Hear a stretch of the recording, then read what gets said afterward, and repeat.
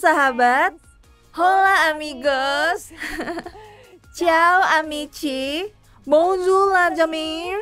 Halo semuanya. Apapun bahasa Anda, selamat datang di episode pertama Fueled by Hope.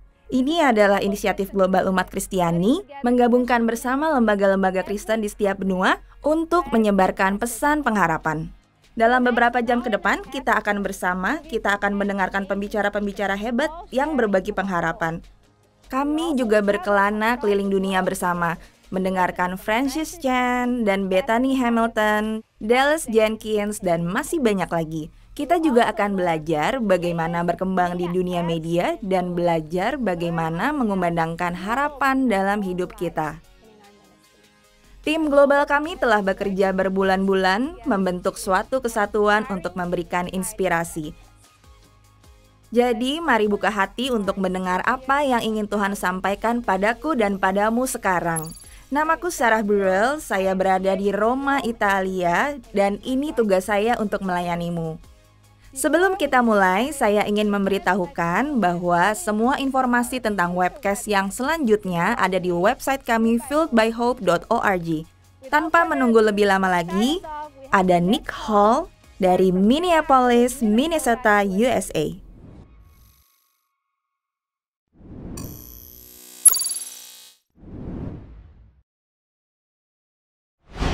Halo, apa kabar semua? Saya Nick Hall dari Pulse. Dan saya ingin berbagi hari ini tentang mengapa begitu penting untuk kita tidak hanya punya harapan, tapi kita menjadi orang yang membagikan harapan. Belum lama ini saya adalah seorang mahasiswa dan di kampus saya ada berbagai hal yang terjadi. Seperti banyak hal-hal menakjubkan. Memang menyenangkan ya di universitas. Kamu gak perlu lagi tinggal di rumah. Beberapa masih di rumah. Tapi bukan ini topiknya. Tapi kamu bisa hidup bebas. Seperti hidup bebas mandiri. Ini waktu pertama kali dalam kehidupan seseorang. Mereka mampu untuk buat keputusan sendiri. Mereka bisa pergi kemana pun mereka mau, lakukan keinginan mereka, habiskan uang untuk keinginan sendiri. Bahkan saya teringat semua anak muda ini memiliki kartu kredit, padahal mereka tidak tahu gunakan kartu kredit. Dan mereka seperti ingin punya kartu kredit hanya karena ada diskon barang di sana dan di sini. Dan saat kuliah dulu, saya menjual handphone. Jadi saya muncul dengan ide bahwa saya akan buka stand di perkumpulan siswa, dan di stand itu saya menuliskan daftar di sini untuk HP gratis. Nah, yang para siswa tidak tahu, HP-nya sebenarnya tidak gratis. Saya jadi meraup ratusan dolar untuk setiap pendaftaran beli HP dari kartu kredit mereka. Jadi, sebenarnya ini menguntungkan. Tapi memang ini bukan hal yang sepenuhnya jujur. Tapi saya jadi jualan banyak HP. Nah, waktu itu ada seorang mahasiswa baru yang berlari-lari di tengah perkumpulan mahasiswa, berpikir ia sudah memenangkan HP. Nah, saya teringat saya mendaftarkan kartu kreditnya untuk beli HP. Sampai merasa sangat kejam. Nah, itulah momen terakhir saya menjual HP. Tapi ini maknanya. Ketika kamu memiliki sesuatu yang ingin dibagikan, baik ini menjual sesuatu atau bicarakan suatu hal dalam komunitas, dalam budaya kami bagikan hal-hal baik. Pertanyaannya adalah, apakah iman dalam Yesus ini adalah hal yang baik? Kau lihat banyak orang yang nampaknya tidak merasa ini penting. Mereka anggap ini sesuatu yang harus disimpan sendiri. Mereka pikir ini sesuatu yang pribadi. Dan saya ingin katakan bahwa orang-orang ini sebenarnya tidak kenal siapa Yesus, apa itu Injil, dan apa yang Allah bagikan buat kita. Dikatakan di 1 Yohanes 4 bahwa inilah kasih, bukan karena kita dahulu, tapi Allah lebih dahulu dan mengirim anaknya bagi dosa kita. 1 Yohanes 4 ayat 10 mengatakan, ini karena Allah sudah mengasihi kita, dan ini tidak terjadi karena kita melakukannya, tapi karena Ia yang lakukan. Wah, luar biasa. Nah, beberapa ayat sebelumnya dikatakan, siapapun yang tidak mengasihi, tak mengenalnya, karena Dialah kasih. Dan inilah pesan untukmu dan untukku. Ketika kita punya hal yang sungguh indah, sesuatu yang sungguh berharga untuk dibagi, dan secara spesifik, pengharapan Kristus. Nih, pengharapan tak mengecewakan. Inilah harapan yang Yesus bayarkan untuk kita di salib.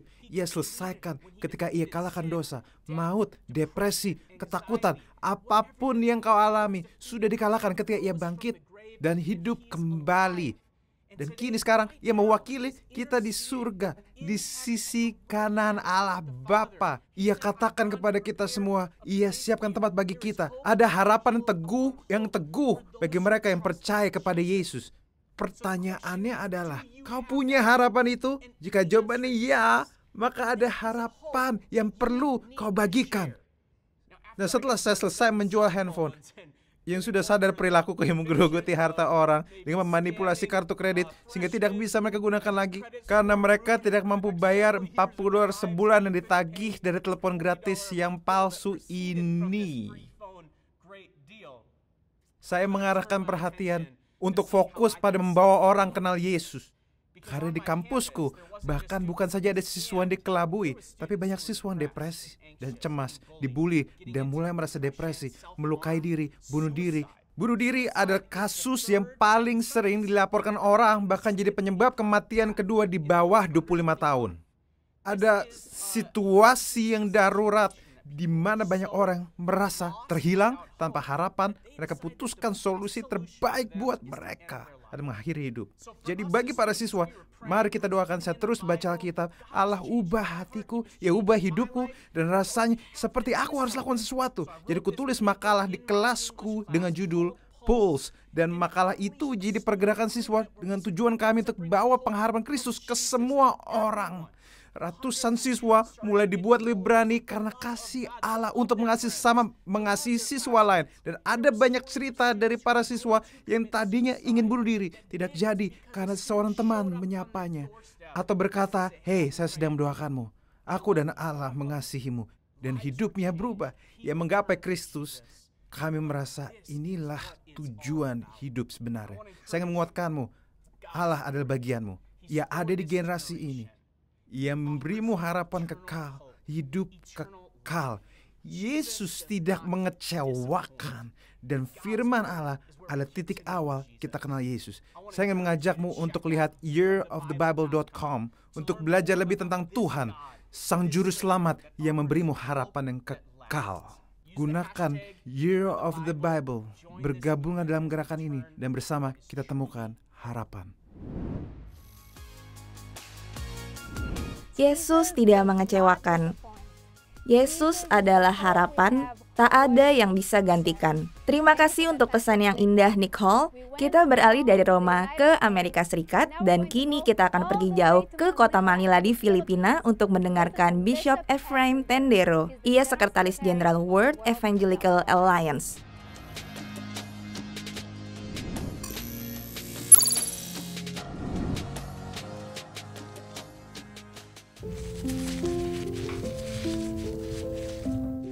Tahun ini memang sulit.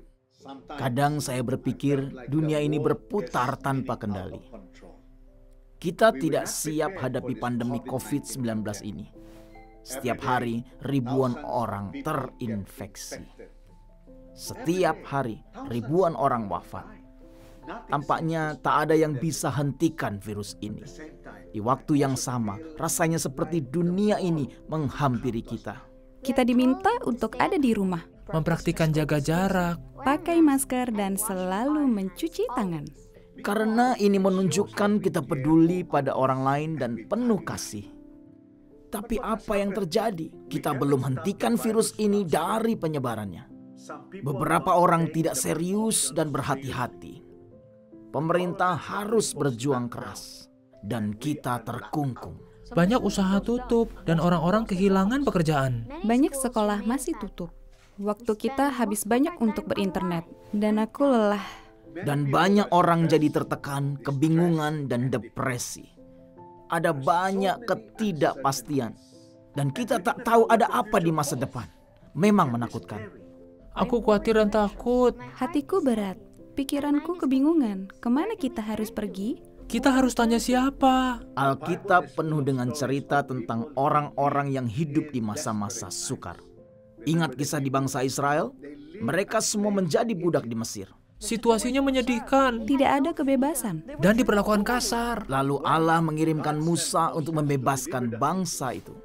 Raja Firaun membuat hidup mereka semakin sulit.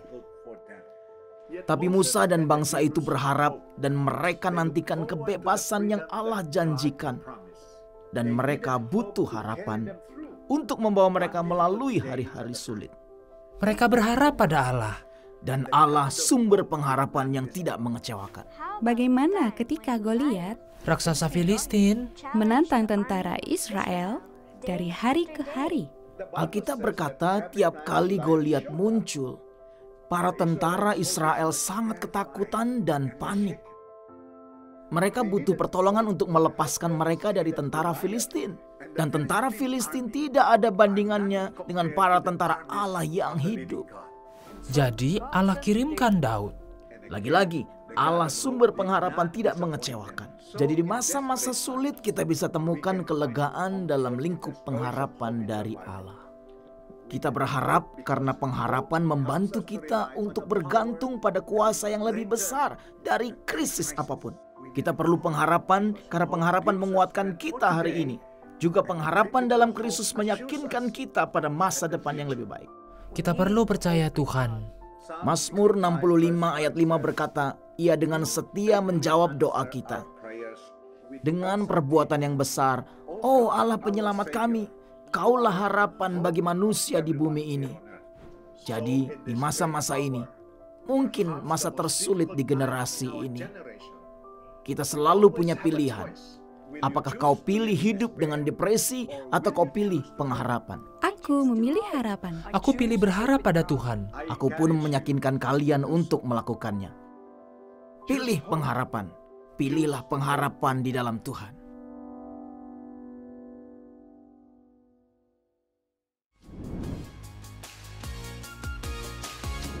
Di masa-masa sulit kau temukan penghiburan. Dalam kisah-kisah penuh harapan di Alkitab, kau dapat memilih pengharapan di dalam Allah. Terima kasih Bishop F. Tendero. Dari Filipina, kita sekarang menuju ke Chennai, India untuk mendengarkan Pastor Shadik Mohan. Ia melayani salah satu gereja terbesar di sana. Jangan lupa untuk cek website kami di fueledbyhope.org untuk acara-acara berikutnya.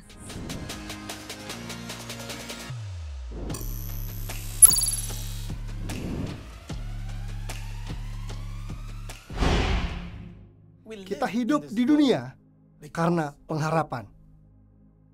Selama masa COVID ini, kami berharap virus ini akan tiba-tiba hilang secepat ia datang. Kita berharap perekonomian kembali pulih. Harapan adalah kerinduan dan ekspektasi akan hasil yang positif. Dan kita perlukan harapan dalam hidup kita. Ketika kita melihat kitab suci, firman Allah, di mana dikatakan firman untuk kita letakkan pengharapan, karena jika kita letakkan harapan di fondasi yang salah, tentunya kita akan kecewa. Beberapa percaya kuda, beberapa percaya keretanya, beberapa percaya pada kekuatan diri sendiri. Kita akan percaya dalam nama Allah. Katakan padanya, aku berharap padamu. Aku berharap padamu. Jika kau letakkan pengharapan dalam daging, dalam hal-hal semu yang sementara di dunia, tentunya kita akan dikecewakan. Tapi jika kita letakkan pengharapan pada Tuhan yang hidup, harapan kita takkan salah. Harapan kita takkan dikecewakan. Saat umat Israel ada dalam pembuangan, Allah bicara pada Nabi Yeremia. Pasal 29 ayat 11, sebab aku tahu rencanaku bagimu, untuk menguatkanmu, bukan mencelakakanmu, memberimu harapan dan masa depan. Rencana Allah bagi hidupmu adalah hidup yang kekal, bahwa kau akan punya masa depan yang hebat. Inilah sebabnya Kristus datang ke dunia. Ia katakan, akulah jalan, kebenaran, dan hidup. Karena musuh datang untuk mencuri, membunuh, dan membinasakan. Tetapi aku datang supaya kau memperoleh hidup yang berkelimpahan dan penuh dengan harapan. Jadi, hari-hari ini, berikan perhatianmu sepenuhnya. Karena kepadanya, kita mempercayakan diri. Hal-hal yang baik akan jadi milik kita. Jadi ikutlah bersama denganku saat aku membahas 4 poin penting. Dan pada akhirnya kau akan punya pengharapan. Harapanmu benar saat kau taruh pada Allah yang hidup. Hidupmu aman di dalamnya, bukan hanya di dunia ini, tapi di dunia yang akan datang. Mari ikut denganku dalam menolongmu menggapai pengharapan ini. Huruf H. Yang pertama, kau punya penolong saat kau mengenalnya. Meletakkan kepercayaanmu dan harapanmu dalam Yesus Kristus, maka rohnya datang dan tinggal dan hidup dalam kita.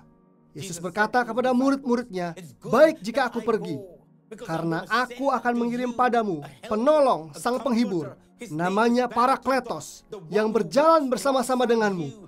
Ia takkan meninggalkan dan melupakanmu.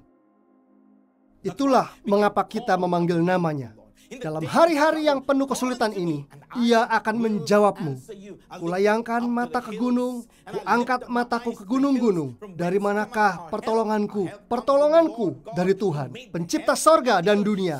Ia tidak pernah tertidur, Ia tak pernah tidur. Ia menjagaiku. Ia takkan mengecewakan karena Ia memberi pertolongan. Penolong yang diberikan itu harapan kita. Maukah kau percaya kepadanya dan menggantungkan dirimu padanya? Kedua, kita bukan lagi yatim piatu. Roh Kudus sudah datang dan Ia di dalam kita, memampukan kita memanggilnya Bapa, Aba Bapa. Maka engkau tidak lagi yatim piatu. Kau tak lagi kesepian, tak sendirian. Kau punya Bapa di sorga, bukannya seorang yatim. Yang dimana mentalitas yatimnya hilang, itu pun sebuah harapan. Begitu banyak statistik menunjukkan hidup tanpa sosok ayah adalah penyebab terbesar anak-anak mudah putus asa. Tapi ada Allah yang berkata, aku ingin jadi bapamu. Penolong. Percayalah, kau bukan yatim piatu. Di dalam dunia yang kita tinggali ini, kita punya masalah, kata Yesus. Inilah realita hidup kita. Tidak ada orang yang hidup di dunia ini tidak pernah alami masalah. Tapi firman Allah berkata, nantikan dengan penuh pengharapan. Rasul Paulus juga berkata, bersabarlah, bertahanlah. Ya, penderitaan di dunia ini ringan dan sementara dibandingkan kejayaan dan kekayaan yang kau akan terima. Maka ayo kita berjuang sampai titik akhir. Tinggalkan yang di belakangmu, tinggalkan masa lalu. Coba bayangkan hidup Yusuf. Ia dibuang saudara-saudaranya sendiri ke dalam lubang sumur, dijual untuk dijadikan seorang budak. Dengan fitnah, dituduh melakukan hal yang tidak senonoh, membuatnya dipenjara. Tapi firman Allah berkata, Allah ada bersama Yusuf. Ia dengan sabar menjalani tiap situasi hidupnya. Ia berpegang pada Allah dan bertekun dalam pengharapan. Ia dibawa Tuhan ke istana dengan tujuan menjadi Perdana Menteri untuk seluruh bangsa itu di Mesir. Berbicara ketekunan, tahun 2010, saya mengalami demam setiap hari jam 2 siang. Siang hari demam muncul dan akan terus berlangsung hingga jam 2 pagi. Saya berharap demamnya akan hilang di hari ketiga, tapi ternyata terus sampai hari kelima, bahkan sampai 2 minggu, 3 minggu, lalu berlanjut 2 bulan. Saya kehilangan pengharapan, tapi saya berpegang pada Allah dan berkata, Allah, satu-satunya yang kudengar darinya adalah, jika kau terus percaya kepadaku bahwa aku penyembuhmu, aku akan menyembuhkanmu. 3 bulan berlalu, namun akhirnya suatu hari, Roh Kudus datang menjamahku dan menyembuhkanku sepenuhnya. Saya bugar kembali. Terkadang rasanya lebih mudah untuk kita percaya pada dokter, pada obat-obatan. Oh, tidak, mereka masih manusia. Firman Tuhan berkata, letakkan harapanmu padanya. Setiap saat Ia menolongmu. Kau bukan yatim piatu. Bertahanlah dengan sabar di perjalanan panjang ini. Betul, memang perjalanan ini penuh kesusahan, penuh dengan senang dan duka. tapi tunggu dengan sabar. Dan yang terakhir, huruf E. Di titik akhir, kau akan bersorak. Kau akan menang. Kau akan dikuatkan dalam banyak hal. Dalam banyak pengalaman hidupku. Dan dalam beberapa titik di hidupku, dari perjalananku ini, ku beritahukan. Jika kau punya penolong, percayalah padanya. Letakkan harapanmu padanya. Kau takkan ditinggalkan seperti anak yatim, karena dia ada bersamamu. Dia orang yang berjalan beriringan denganmu. Sementara kau bertahan dalam perjalanan hidup, kita akan menang. Kita akan keluar, berhasil. Yesus yang sama, yang terkunci di kubur, membuat banyak harapan hilang. Roh yang sama yang membangkitkannya adalah yang juga bersama dengannya. Ia bangkitkan Yesus, ia akan bangkitkanmu. Kau akan maju, kau akan menang, kau akan berdiri teguh. Jadi hari ini aku mengundangmu. Jangan percayakan diri pada manusia yang fana. Sistem manusia fana. Percaya padanya, berharap padanya. Ia takkan mengecewakanmu. Tutup matamu dan undanglah Yesus Kristus. Yesus, datanglah di hatiku. Ketika itu kau sebenarnya berkata, harapan, datangilah aku. Terima kasih penolong. Terima kasih penghibur. Terima kasih penghiburku. Terima kasih penyembuh. Terima kasih penjaga. Karena tidak meninggalkan kami. Beri kami kekuatan untuk bertahan dengan sabar. Karena mata kami tertuju kepadamu, Sang Pencipta yang sempurna. Karena kau bangkit pada hari yang ketiga dalam kemenangan. Engkau bangkit duduk di sebelah kanan Bapa, Raja di atas segala raja, Tuhan di atas segala Tuhan. Kami pun akan memerintah bersamamu. Kami juga muncul, kami juga maju, kami juga berdiri teguh. Jadi aku berdoa Bapa, saat kami berharap padamu, hidup kami adalah hidup yang penuh. Hidup kami akan maju dan dikuatkan dalam-Mu. Di dalam nama Yesus Kristus kami berdoa. Amin. Amin. Amin. Amin. Kita punya penolong, kita tidak sendirian, kita bisa bertahan dan menang seperti Yesus. Sekarang kita akan pergi jauh menuju Hong Kong untuk mendengarkan Francis Chan. Anda pasti akan senang mendengarkan pesan ini.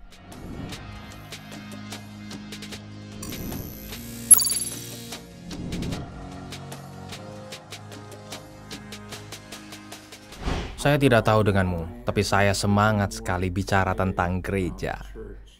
Terdengar aneh memang, tapi rasanya ini momen yang luar biasa yang sedang kita alami. Saya mengerti sekarang banyak penderitaan, banyak rasa sakit karena kehilangan, dan di saat yang sama kita harus mempercayai kedaulatan Allah dan juga bersemangat menerima pengharapan yang Dia berikan pada kita. Benar, Dia memberi kita banyak janji-janji yang indah. Yesus berkata, "Aku mendirikan gerejaku dan gerbang neraka takkan bertahan terhadapnya." Tidak ada yang bisa hentikan kita. Alkitab memperingatkan kita bahwa akan ada masa-masa kita diuji. Katanya, "Lihatlah, engkau akan melihat badai yang menghampirimu, dan mereka yang membangun rumahnya di atas batu akan berdiri teguh. Namun mereka yang mendirikan di atas pasir akan terbawa pergi." Memang kedengarannya mengerikan, tapi entah mengapa saya bersemangat. Jika ada yang pergi, karena akan tinggal yang murni. Maksudku, inilah makna sebenarnya dari iman.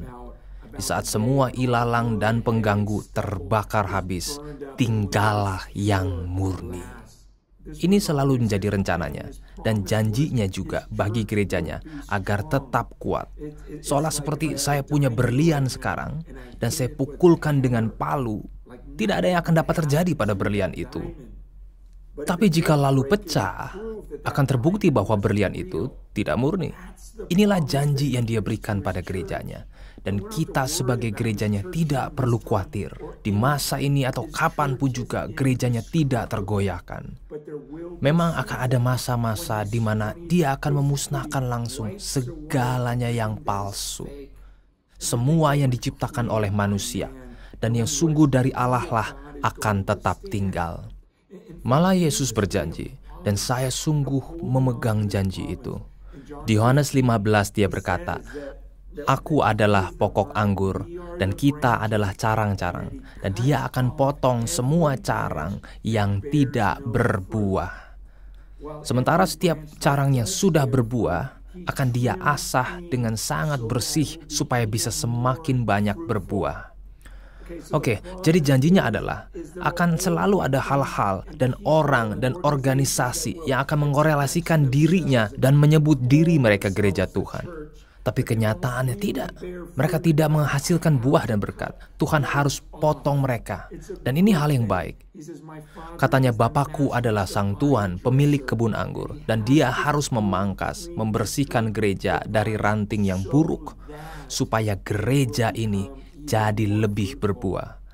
Lihat, kebanyakan kita yang sudah belajar firman, kita baca kisah para rasul, kita lihat gereja ada pada mulanya tidak terhentikan, sangat berkuasa, sangat megah dan kuat. Dikatakan semua orang merasa takjub saat mereka saling peduli, satu sama lain saling mengasihi, saling berbagi kepemilikan satu sama lain. Mereka bersedia untuk menderita demi pengabaran Injil Kristus. Beberapa dari kita mendengarnya dan berharap, wow, seandainya saya hidup di masa itu, saya berharap saya bisa jadi bagian dari gereja seperti itu. Nah, ada orang-orang yang mempelajari kisah para rasul dan berkata, ya ini tak akan terjadi sekarang, tidak di Jerman. Tapi ayo iman kita harus lebih besar dari ini. Yang aku khawatirkan adalah ada orang-orang yang bukannya tidak percaya ini bisa terjadi, tapi sepertinya mereka tidak ingin hal ini benar-benar terjadi. Beberapa orang senang dengan kondisi gereja yang sekarang dan berpikir bahwa oh ini hanya tempat yang kau datangi dan kau duduk menikmati ibadah selama 1 jam. Tapi bukan itu yang kita lihat dalam firman Tuhan. Bagi beberapa orang ini sudah cukup. Kau tidak mau juga sedekat itu dengan orang lain. Kau tidak mau untuk rela menderita demi pengabaran Injil Kristus. Bahkan di masa-masa isolasi seperti ini, kau merasa bahagia karena pikirmu, wow, ini lebih enak. Saya hanya perlu nonton ibadah melalui layar, tidak perlu keluar rumah. Dan kau ingin mengecilkan gereja yang luar biasa, sudah Tuhan dirikan, yang Tuhan sudah janjikan. Tapi juga ada orang-orang yang melihat bahwa inilah kesempatannya. Saya yakin kita adalah orang-orang yang seperti ini kan? Anda tahu Efesus 2 ayat 10 berkata, Kitalah pengerjanya, kitalah para pengerjanya, diciptakan dalam Kristus Yesus untuk hal-hal baik yang sudah Allah tentukan agar kita berjalan di dalamnya. Itulah janji yang hebat. Padanya kita bisa kaitkan harapan kita. Dia berkata, lihat, aku menciptakanmu karena sebuah alasan. Ada pekerjaan yang harus kau lakukan. Untuk itulah aku menjadikanmu. Sudah kutentukan ini sebelum engkau dijadikan. Artinya kau dan aku sebagai gereja diciptakan untuk saat ini. Ada hal yang harus kita lakukan. Jadi sementara orang-orang lain di dunia mulai beranjak depresi sekarang, kita semua yang percaya padanya punya iman, punya harapan, semangat menyambut saat ini. Karena inilah kesempatan kita mengambil keuntungan saat ini dan membantu gereja kembali ke rancangannya semula untuk menjadi sebagaimana seharusnya. Ya, kami berpegang pada janji-janji Yesus bahwa Ia akan membangun gerejanya dan gerbang-gerbang neraka tak akan tahan terhadapnya. Terima kasih sudah ingatkan kami untuk berpegang pada janji itu, Francis. Sekarang kita kembali ke USA untuk mendengarkan CEO Biblika Jeff Morin. Dan juga jangan lupa untuk menemukan webcast selanjutnya di fieldbyhope.org.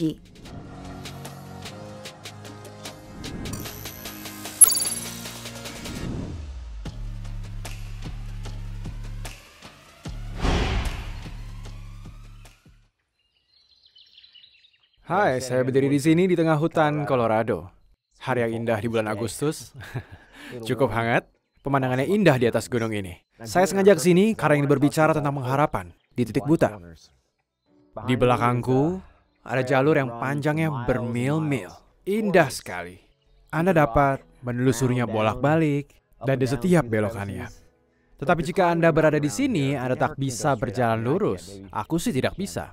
Anda harus mengambil jalan yang tampak seperti ular dan menaiki bukit perlahan. Ketika Anda melakukannya, Anda akan tiba di tempat di mana Anda juga harus berputar balik 180 derajat.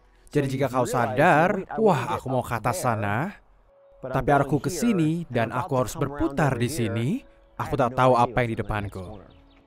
Saya bangun pagi ini, langit masih gelap, dan jika Anda naik pelan-pelan, Anda jadi bertanya-tanya, ada apa di belokan sana? Ada serigala kah di sana? Ada singa gunung kah? Ada berbagai macam hal yang mengerikan. Dan ini intinya, dimanapun kau berada saat ini. Jika Anda hidup di masa-masa ini dan menemukan titik buta seperti ini, seperti yang pernah terjadi, dan mungkin akan terjadi lagi. Kita tak yakin apa yang akan terjadi. Tahukah Anda ada harapan dan rencana?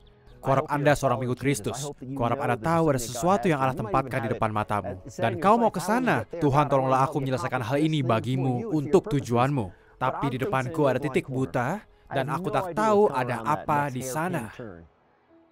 Itulah mengapa di momen-momen seperti ini kita perlu temukan harapan dari firman yang kuat dan teguh. Bahkan ketika jalan tampak begitu licin dan kau tak tahu apa yang kau hadapi, kau perlu berpegang kuat kepada pengharapan yang kuat dan teguh pada Tuhan yang menunggumu di titik buta, yang mengasihimu, memanggilmu untuk mengikutnya, yang tahu apa yang tak bisa kau lihat di sana. Ku ajak kau baca kitab Efesus sebentar. Saya ingin mengingatkan apa yang Rasul Paulus pernah katakan ke sebuah gereja kecil. Sebuah gereja yang berusaha tahu akan masa depan. Ini adalah generasi pertama para pengikut Yesus. Bayangkan rasanya jadi mereka yang dibenci oleh seluruh dunia. Dan Paulus yang menulis surat kepada jemaat Efesus menuliskan ini dan mari dengarkan. Ia berdoa begini, aku berdoa agar mata hatimu dibukakan agar engkau mengenal pengharapan di dalam panggilanmu.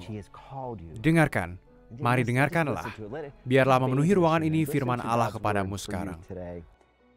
Paulus mendeskripsikannya, kemuliaan bagian yang ditentukannya bagi orang kudus. Aku berdoa ini dirimu, ini aku mendapat warisan itu. Diundang untuk menerima sesuatu yang belum di tangan kita. Apa warisan itu? Sesuatu yang seseorang perjuangkan seumur hidup dan ditinggalkan hanya untukmu, disiapkan bagimu. Dalam hal ini yang Kristus lakukan untukmu. Yang ia lakukan bagi kita di atas kayu salib adalah yang ia siapkan di titik buta kita. Di tempat yang begitu penuh ketidakpastian dan kebingungan. Warisan yang ia berikan pada orang-orang kudus. Itu kita. Aku senang dengar ini.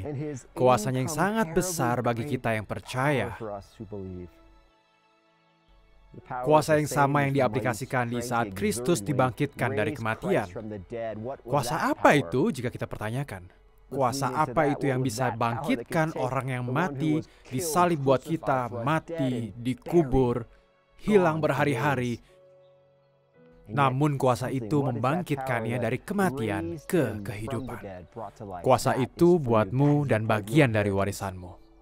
Namun jika kita kembali bahas titik buta dan mempertanyakan apa yang bisa kita temukan nanti saat kita mencapai titik buta, ayo dengarkan lagi kata Paulus. Katanya biarlah mata hatimu jadi terang. Nah, aku tidak punya latar belakang sains. Bukan dokter, bukan pendeta, tapi saya tahu ini. Hati saya tentu tak punya mata. Tetapi yang dikatakan di sini ada sesuatu di dalam kita, di dalam bagian terdalam dari nurani kita. Pusat hati kita yang Tuhan terangi, yang bisa tunjukkan banyak hal. Hal-hal yang mata tak bisa lihat, ia tunjukkan harapan, ia tunjukkan tujuan. Saya pernah bertemu seseorang yang luar biasa di Timur Tengah. Ia seorang pengungsi kabur dari negaranya. Ia harus benar-benar kabur di saat rentetan tembakan menghujani rumahnya. Sekarang ia berada di negara yang berbeda dan ia tak dapat kerja, tak punya masa depan. Dan ia menceritakan kisahnya, sebuah perjalanan hebat saat ia bertahan hidup, alami mujizat demi mujizat dalam mencari tempat yang aman yang sekarang ia tempati. Tapi waktu ia tinggal di rumah sederhana yang kecil sekali, hidup sederhana dan takkan pernah dapat kerja secara legal. Lalu kami menangis bersama. Tapi katanya jangan menangis. Itu masa lalu. Ia angkat Alkitabnya yang sudah usang, yang ia bersyukur bisa dapatkan, ia mengangkatnya. Karena inilah masa depan, inilah yang jadi hidupku. Ini adalah seseorang yang hatinya penuh dengan harapan. Tidak memandang hal dari masa lalu, tak takut akan titik buta, tapi berharap bahwa di ujung jalan sana Tuhan sediakan sesuatu untuknya yang kita sebut harapan. Harapan nyata dan kuat yang ia sudah sediakan. Saya berdoa di masa ini, masa penuh tantangan, momen luar biasa. Di masa yang unik ini, Allah sedang mengajakmu menemukannya tepat di titik buta. Kuharap kau temukan harapan indah ini. Sebagaimana Paulus berdoa, aku berdoa agar mata hatimu dibukakan. Aku berdoa engkau mengenal harapan yang ia sediakan buatmu. Kekayaan dari warisannya yang penuh kemuliaan untuk umatnya. Saudara-saudaraku, sahabat dalam Kristus, biarlah pengharapan Kristus ini kuat, firman yang kekal bersamamu sekarang. Itulah doaku, biarlah digenapi.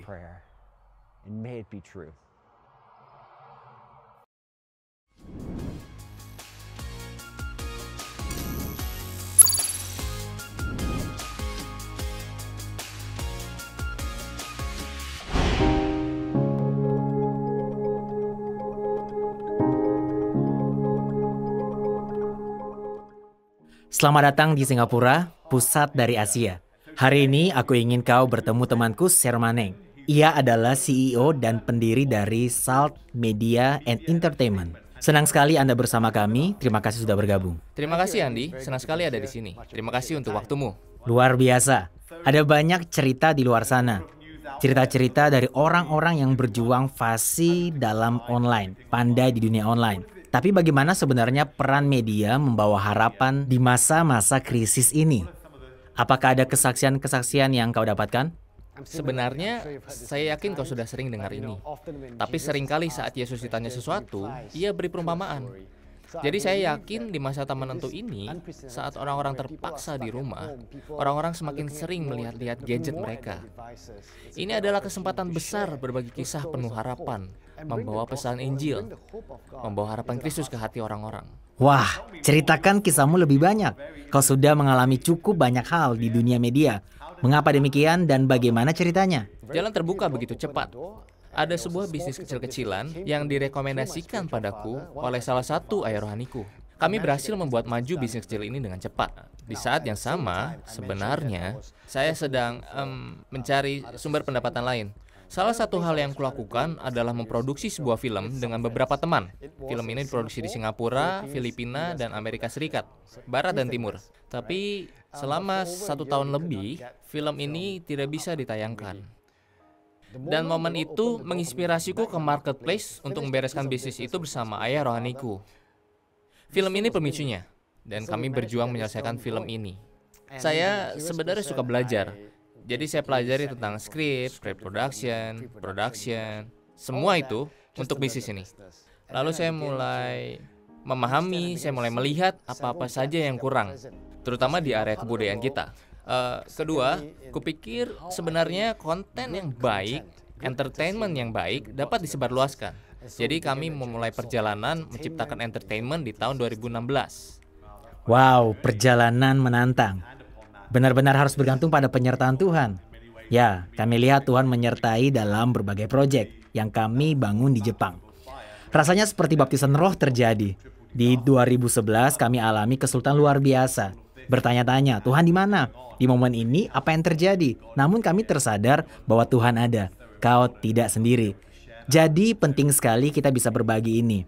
Ada banyak hal yang sebenarnya mencetuskan minatku di media. Akhirnya kita bisa kembangkan di Jepang. Dan kemudian dalam bahasa-bahasa lain. Dan sungguh menarik melihat perkembangan pelayanan, juga bisnis yang berkembang di Asia. Kupikir ini sangat dinamis untuk masa depan. Ada tercipta banyak kemungkinan buat kita. Ya, betul sekali. Dan kupikir pemisah yang kuat antara kedua ini perlahan-lahan hilang. Karena kupikir Allah memandang sama dan setara. Entah kau bekerja, atau di rumah, atau di gereja, kau tahu. Jadi kupikir Allah sedang memunculkan kegerakan di area spesifik ini. Luar biasa. Jadi buatmu, kerja di dalam produksi media dan punya tim kreatif Sebenarnya entertainment yang baik seperti apa? Itu pertanyaan bagus. Kamu menanyakan pertanyaan bagus. Di dalam bisnis kami punya tim-tim produksi, kami punya tim-tim distribusi, juga ada tim yang memamerkan. Dan melalui siklus ini, kami belajar bahwa konten yang baik adalah yang terkoneksi benar dengan hati kita, yang mencerminkan diri kita. Luar biasa. Kita sudah berbicara tentang tipe media berbeda di timur dan barat. Inilah yang sekarang terjadi di dalam era Netflix. Kita melihat orang-orang ingin nonton film lokal. Mereka ingin konten lokal dimasukkan ke dalam pilihan. Menurutmu masa depan kita akan bagaimana? Bagaimana kita bisa menjembatani ini dan membawa kerajaan Allah ke dalam media dan entertainment ke dalam dunia kita ini? Ada 5 miliar manusia di sini bukan? Maksudku setengahnya berusia 25 tahun. Dan banyak orang menanyakanku masa depan akan seperti apa? Jawabanku adalah akan ada banyak kebangkitan dari Asia, dari orang-orang muda yang luar biasanya. Mereka semua punya smartphone. Jadi ada kesempatan sangat luas untuk jangkau mereka melalui smartphone. Nah, apa yang kau pikir sekarang? Kupikir industri barat sangat dewasa dan sudah berkembang. Cara menyampaikan ceritanya sudah pada level sangat tinggi. Betul, dan kisah-kisah yang kita ceritakan memang sangat baik. Nah, di timur, kita mewakili begitu banyak budaya berbeda. Dan ini berarti juga kita mewakili cerita-cerita yang bervariasi. Sebagaimana katamu, kau tahu, Netflix bahkan sudah mencari konten berbahasa lokal, karena memang fokusnya adalah terkoneksi dengan relevan. Tapi bagaimana jika sebenarnya kita bisa mengerti dan mempelajari dari kompetensi bisnis barat dan menggunakan skill dan cara itu untuk membangun cerita di timur?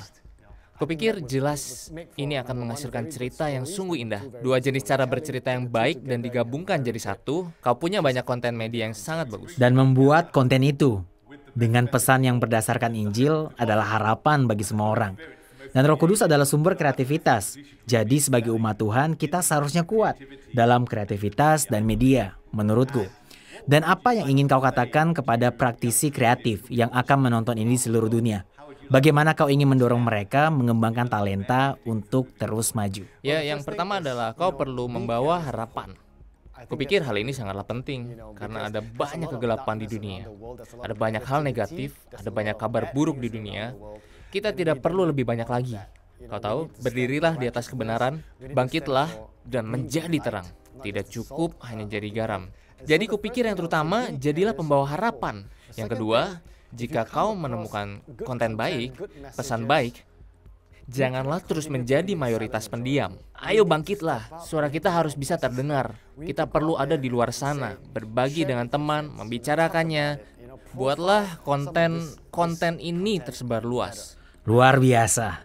Di sini di Asia kita punya budaya variatif, banyak bahasa, legenda, dan tradisi. Kita bisa mengangkat semuanya ini dengan cara-cara baru. Sepertinya sudah sangat besar kesempatan untuk maju di sini. Jadi kami ingin mendorongmu untuk berbagi pesan dengan aktif. Kau punya Kristus sumber pengharapan. Karena Yesuslah kami ingin kau mengenalnya. Bertumbuh dalam hubunganmu dengannya dan tiap sisi hidup kekristenan. Baik penginjilan, pemuritan, kepemimpinan, kini dapat dibawa ke dunia media online. Jadi jangan ikut berdiam. Tapi ayolah maju dan giat mengabarkan kebenaran. Itu berita yang paling indah. Mari masuk ke dunia media, membawa masuk kreativitas baru, membuka banyak kesempatan sembari sambut masa depan. Terima kasih sudah kesini, Sherman. Terima kasih, Andi. Senang ada di sini. Senang bersamamu. Terima kasih. Kau suka film? Aku juga suka. Itulah kehebatan dan kuasa entertainment. Tapi masalahnya sekarang entertainment yang sehat sulit ditemukan. Kita percaya kita adalah apa yang kita tonton, dan faktanya logika itu tampaknya benar. Kami adalah produser dan distributor dari konten-konten entertainment yang penuh inspirasi.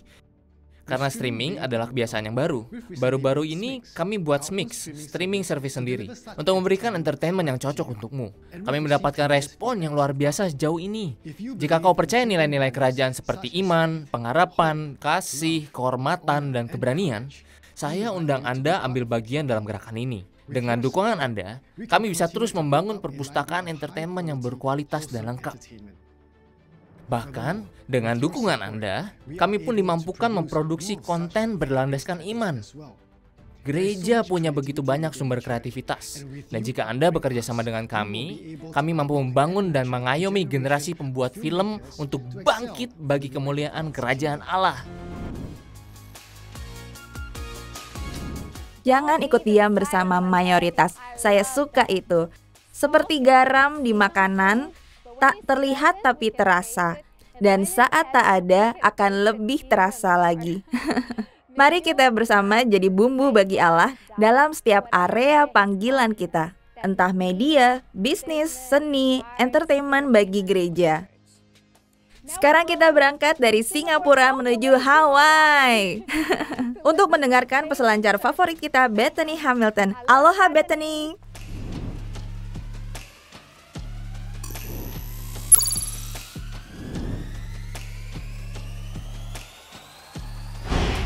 Kuceritakan dulu perjalananku. Astaga, tumbuh besar di Hawaii memang spesial. Kedua orang tuaku bermigrasi ke Hawaii karena mengejar cinta, samudra, berselancar, dan hidup sederhana. Mereka bekerja sangat keras agar kami tetap hidup, tapi juga menghabiskan banyak waktu bersama berpetualang, membawa kami ke pantai. Disitulah mulai tumbuh hobi dan minatku untuk berselancar. Saat aku bertambah dewasa, aku benar-benar mengejar minatku berselancar. Kadang aku akan ke sekolah dengan rambut basah, pasir menempel di kaki, dan sepertinya itu jadi kebiasaan. Aku sangat jago dan hebat berselancar, tapi juga punya dorongan, keinginan, dan suka semua aspek yang berhubungan dengan kompetisi. Aku berkompetisi sejak kecil. Aku seperti orang yang lebih dewasa dari usiaku, bahkan ingin cepat untuk dewasa. Aku bahkan sering menantang gadis-gadis dan laki-laki di pantai. Dan aku sangat menyukainya. Aku mulai menjajaki lomba berselancar dengan serius.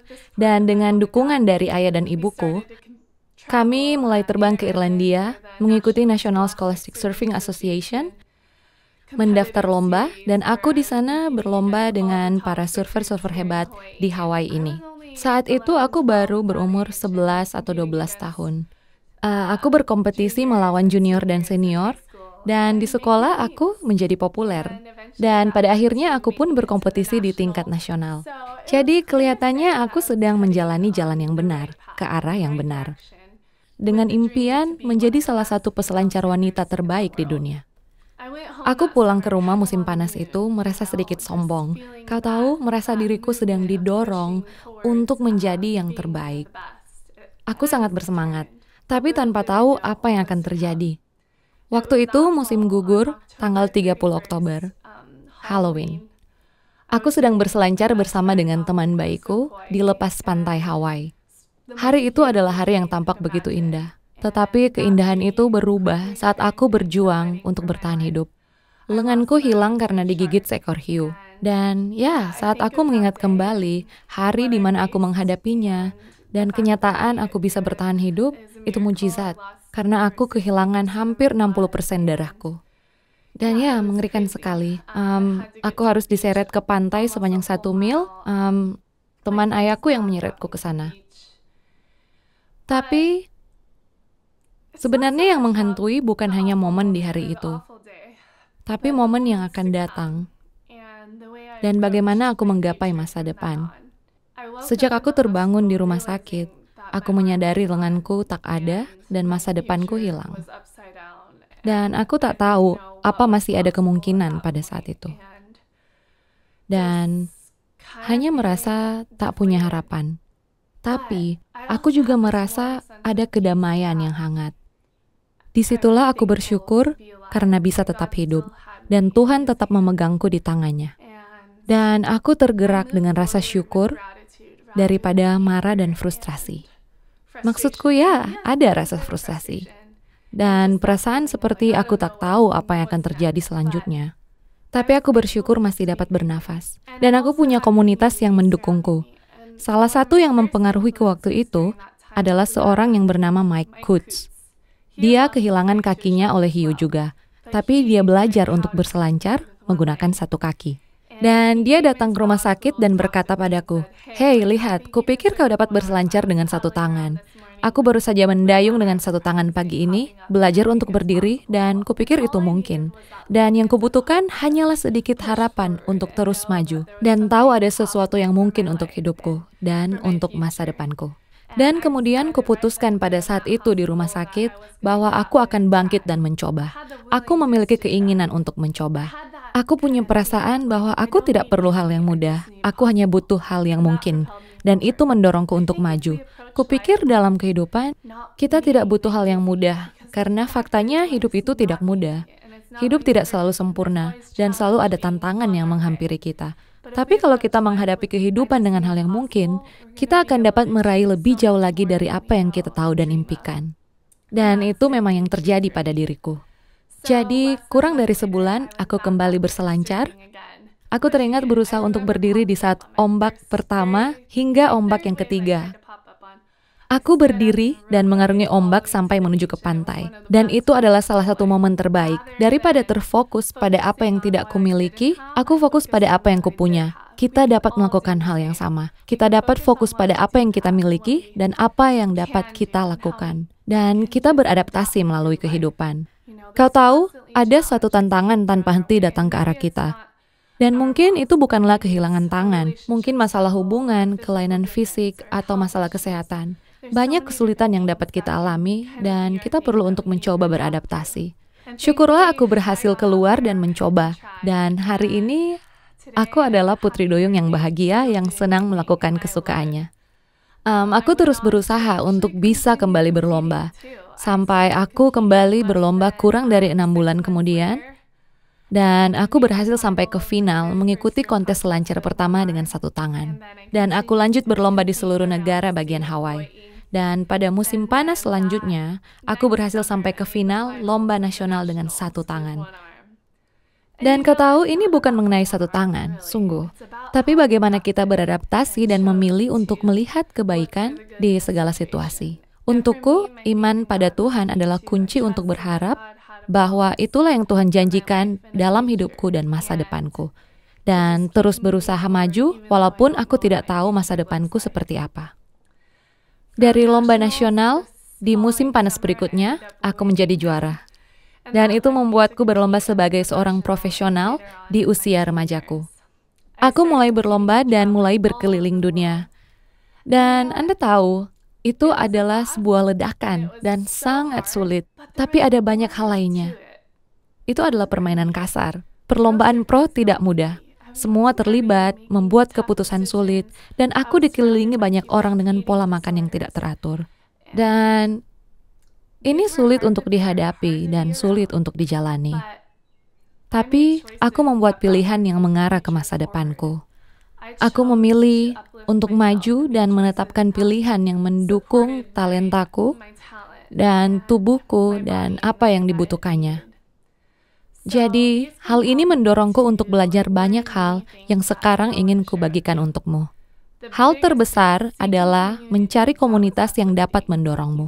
Kau tahu, aku punya teman-teman yang masih bergumul, aku mengasihi mereka, tapi aku mencari orang-orang yang dapat mengangkatku. Jadilah seorang yang mau dilatih, terus mau menjadi seorang yang terlatih, terus belajar dan bertumbuh. Aku tahu arahku dan kupilih masa depanku. Aku tak izinkan orang sekelilingku memilih masa depanku. Ya, aku dengar nasihat mereka atau ya, aku belajar dari kesalahan mereka. Tapi aku yang memilih masa depanku. Lalu kulanjutkan fokus pada nutrisiku dan jalani hidup sehat. Ketika kita sehat, kita dapat terus kejar mimpi kita dan hal yang kita sukai. Tetaplah punya mental yang kuat. Kusuka kutipan ini dari Gabby Reese. Dia anggota kursus Unstoppable Online-ku. Dia bilang, jika aku ubah diriku, aku ubah lingkunganku. Kadang lingkungan kita tak selalu hangat dan menerima. Tapi, aku tetap kuat dalam imanku. Ambil waktu dan pikirkan sesuatu yang penting bagimu, dan bagaimana kamu ingin menjalani hidupmu. Semua ini membantuku untuk hidup, dan tetap menjalani hidup yang tak terhentikan.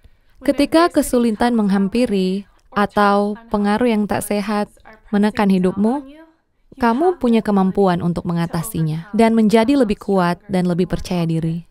Jadi, kudorong kalian untuk berpikir tentang beberapa hal yang membuat kita lemah. Waspadalah pada semua itu dan katakan tidak. Kukatakan tidak pada narkoba dan aku tidak menyesal. Kupandang ke depan pada hidupku setiap hari. Kubangun tiap hari sampai hari ini tetap sebagai peselancar profesional, seorang istri dan seorang ibu. Dan aku semangat untuk bangun dan menghidupi hidupku. Aku tidak kecanduan narkoba yang mengambil alih kecantikan, tujuan, semangat, dan keahlianku. Aku terus maju dan tidak memikirkan keterbatasanku, yaitu memiliki satu tangan. Tapi bagaimana aku bisa menjadi yang terbaik di lautan setiap hari? Jadi aku fokus pada kebugaranku dan tetap berlatih di gym agar itu dapat membawaku terlatih di lautan. Aku tak izinkan satu tanganku ini menahanku dari kehebatan yang kumiliki di laut. Aku akan menguatkan tubuhku dari kepala ke kaki, tidak hanya fisik tapi juga secara mental. Aku tetap bangun dan berpikir betapa kuat diriku sebagai manusia dan bagaimana kuatnya mentalku yang terlihat pada fisikku dan membawanya ke lautan. Kau tahu ada banyak pengaruh buruk yang datang ke arah kita, dan yang terbesar saat ini yang kita hadapi adalah sosial media. Jika kau menggulir dan akhirnya terbawa, yang kau lihat adalah hal negatif atau mulai membandingkan dirimu dengan orang lain. Padahal saat itu kamu dapat jalani hidupmu sendiri, berhenti terpengaruh pada kehidupan orang lain. Tapi hidupi hidupmu dan bergeraklah maju. Jadi atur batasanmu. Kau tahu terdapat batasan yang dapat kita atur untuk membawa kita maju dan membawa kita bergerak menuju mimpi dan tujuan kita. Kita semua menghadapi masa dalam hidup dari tekanan negatif, ketidakpastian yang dapat menggoyahkan prinsip kita. Kita dapat bertahan pada identitas kita dan jalan hidup kita ketika kita dikelilingi oleh komunitas yang luar biasa yang memperhatikan kita secara fisik dan mental. Ketika kita memiliki pola pilihan untuk membangun masa depan kita, kita dapat berdiri di atas tekanan yang dihadapkan pada kita, dan kita dapat menjadi kuat dan percaya pada diri kita ketika masalah datang. Dan kita dapat menghidupi hidup yang tak terhentikan. Terima kasih. Wow, bukankah itu inspirasi yang luar biasa? Saya tidak butuh hal mudah, saya hanya butuh hal mungkin. Waktu saya dengar perkataan dari Bethany, saya menilik jiwa saya dan berpikir, area apa dalam hidupku yang ingin kulihat dari perspektif itu? Sekarang kita akan dengarkan Global Leader Doxa Deo City Changer, Liana Platt yang berada di Afrika Selatan.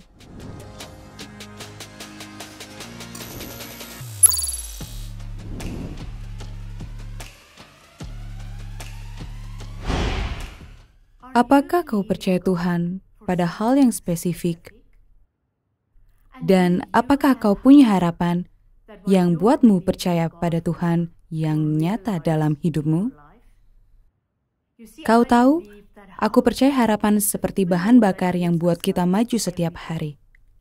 Berharap hidup lebih baik, berharap tubuh yang sehat, berharap pada doa yang dijawab, mengharapkan visi, harapan hubungan dipulihkan. Harapan adalah jiwa seperti oksigen untuk tubuh kita. Anda dan saya sangat butuh harapan untuk membuat kita tetap hidup dan membuat kita terus berjalan. Terdapat hubungan simbiosis yang sangat indah antara harapan dan iman. Harapan adalah ekspektasi, keinginan, gambaran dari janji Allah pada firman-Nya. Dan kekuatan dalam hidup kita terletak pada kesetiaan Allah kita. Iman pada sisi lain adalah keyakinan dan kepercayaan kita pada kesetiaan Tuhan, walau kita tidak memiliki bukti yang terlihat. Saya tahu kalau Anda tahu ayat yang indah di Ibrani 11 ayat 11, tapi saya ingin membacakannya untuk Anda. Iman berarti yakin akan apa yang kita harapkan, bukti dari apa yang tidak kita lihat. Kau lihat, harapan adalah kekuatan iman. Memberi harapan bahwa kepercayaan kita pada Allah adalah gambaran dari janji yang jadi kenyataan karena kesetiaan Allah. Pertolongan harus didorong dan disuguhi dari sumber yang tepat, yaitu firman Allah. Roma 15 ayat 13, terjemahan Amplified. Semoga Allah sumber pengharapan memenuhi dengan sukacita dan damai sejahtera dalam iman kamu, supaya oleh kekuatan Roh Kudus, kamu berlimpah-limpah dalam pengharapan dan penuh dengan keyakinan dalam janjinya. Anda lihat bahwa sangat penting untuk kita memelihara harapan dan terhubung pada sumber harapan yang sejati. Psikologis dan neurologis Austria Viktor Frankl, seorang yang selamat dari Holocaust, menulis buku berjudul From Death Came to Existentialism. Dalam bukunya, ia menulis pengalamannya dalam kemah kematian. Dan kubacakan padamu kesimpulan pengalamannya tentang harapan. Dari tawanan yang ada di kemah kematian, sangat mengerikan. Terdapat tikus, hawa dingin dengan hujan lebat. Jemari dan jari kaki beku karena dingin, dan terdapat pukulan konstan dari para penjaga. Harapan satu-satunya para tawanan menurut Viktor Frankl adalah dari pasukan sekutu untuk datang dan membebaskan mereka semua. Dan tanpa alasan jelas, harapan itu terhubung dengan Natal. Para tawanan di kemah tertentu mulai percaya bahwa kebebasan akan datang waktu Natal. Dan para tawanan berharap untuk hidup. Mereka bergumul dengan kaki tangan yang dingin, serta tubuh beku mereka. Mengapa? Karena mereka punya harapan. Mereka semua menunggu Natal. Mereka menunggu untuk dibebaskan. Dan akhirnya Natal datang dan berlalu kembali. Tidak ada sekutu, tidak ada pembebasan, tidak ada kemerdekaan, dan tidak ada harapan yang segera tergenapi. Di hari setelahnya, bahkan sebelum tahun baru terlewati, orang mulai melakukan bunuh diri. Tak lama kemudian, mereka tertidur di waktu makan dan tidur sampai latihan, dan banyak orang tertidur sampai kematian. Dan di tahun baru, banyak tawanan dari kemah ini meninggal. 6 bulan kemudian, ketika pasukan sekutu akhirnya datang, membebaskan kemah konsentrasi, sebagian tahanan telah mati.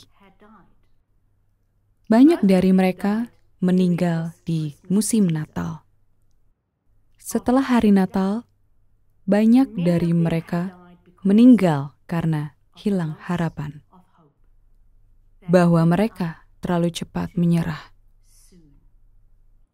Sedihnya, banyak orang dalam perjalanan harapan mereka menyerah terlalu cepat. Mereka kehilangan kekuatan untuk memegang gambaran di dalam ekspektasi pikiran mereka untuk hidup. Dante adalah seorang penyair abad ke-14 asal Italia yang menulis puisi yang indah tentang komedi ilahi. Puisi ini berisi 3 bagian: Inferno, Purgatorial, dan Paradiso. Di Inferno ia menceritakan perjalanannya menuju dan di dalam neraka. Encanto ketiga, Dante melewati gerbang neraka. Terdapat prasasti yang bertuliskan, tanggalkan segala harapan, Anda memasuki neraka. Orang yang hidup tanpa harapan dapat terhubung dengan seseorang yang tercekik karena kekurangan oksigen. Dan yang ketiga, adalah penting untuk tidak menaruh harapan pada hal yang fana. Harapan palsu hanya pada pikiran positif. Itu akan mengecewakanmu karena memiliki keterbatasan serius. Kita membaca cerita indah dari Abraham di kitab Roma 4 ayat 18 versi Amplified. Dikatakan, dalam harapan, dalam keadaan apapun, Abraham percaya bahwa ia menjadi bapa segala bangsa seperti yang dijanjikan Tuhan. Abraham memilih untuk tidak membatasi harapannya pada keterbatasan tubuh fanahnya untuk memenuhi janji Allah, tapi menaruh harapannya pada Allah sumber harapan yang pada saat ini berjanji untuk menjadikan nyata gambaran harapan yang dibawa dalam hatimu. Aku ingin menantangmu hari ini untuk berpegang pada harapan dan tak menyerah serta hilang harapan terlalu cepat. Dan kedua, untuk memilih menjadi tawanan harapan dan tak menanggalkan harapan. Dan ketiga, untuk menaruh harapan pada firman Allah, memilih untuk melihat pada keadaan alamiahmu dan mempercayai Allah tanpa batas. Dan akhirnya, saya mau mengingatkan kamu pada janji yang indah dalam Roma 15 ayat 13. Dikatakan, ia akan memenuhimu dengan sukacita dan damai yang berlimpah dalam harapan. Dan kau akan dipenuhi dengan keyakinan dalam janjinya. Pergi dan hiduplah dalam harapan. Tantangannya adalah agar kita bergantung pada harapan dan tak menyerah terlalu cepat. Terima kasih pada Liena Platt. Sekarang kita akan mendengarkan Nathan Spicer dari Christian Vision. Mereka perkenalkan jutaan orang pada Yesus tiap bulannya secara online.